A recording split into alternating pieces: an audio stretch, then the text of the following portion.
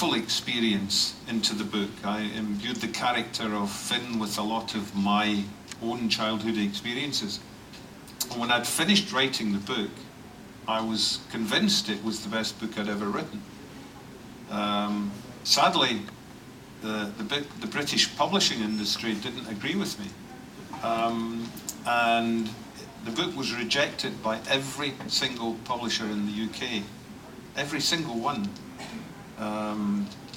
And from having been in a position where I had thought it was the best thing I had ever written, I began to doubt myself. I began to think, well, if nobody wants to publish it, maybe I've got this wrong. Maybe I've misjudged this. So it was quite depressing, and I started writing other things. I started writing a series which went on to become the Enzo series, Enzo Files it's called, which is lighter in tone, and it was kind of to cheer myself up as much as anything.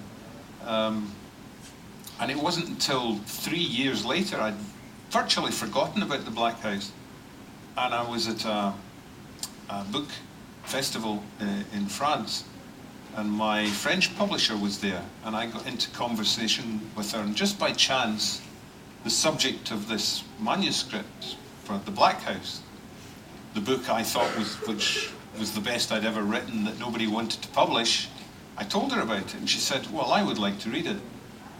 So I sent it to her, and 6 weeks later she phoned me up and she said, I love this book.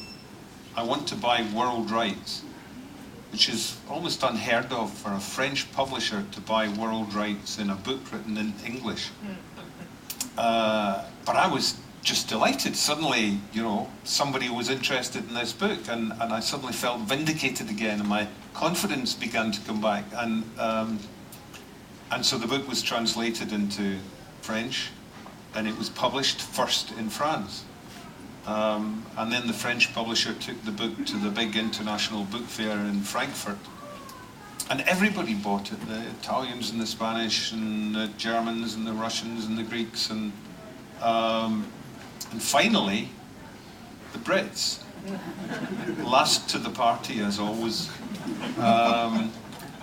But as it turned out, it was a new, young publishing house which had not been around when I was first offering the manuscript around.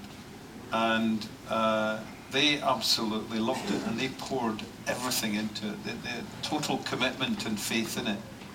And, it paid off, because, that book, along with the 2 books that now make up the trilogy, has sold literally millions of copies in the United Kingdom alone, the country that rejected it in the first place. So there's a nice irony about that, and it gives me a sense of vindication.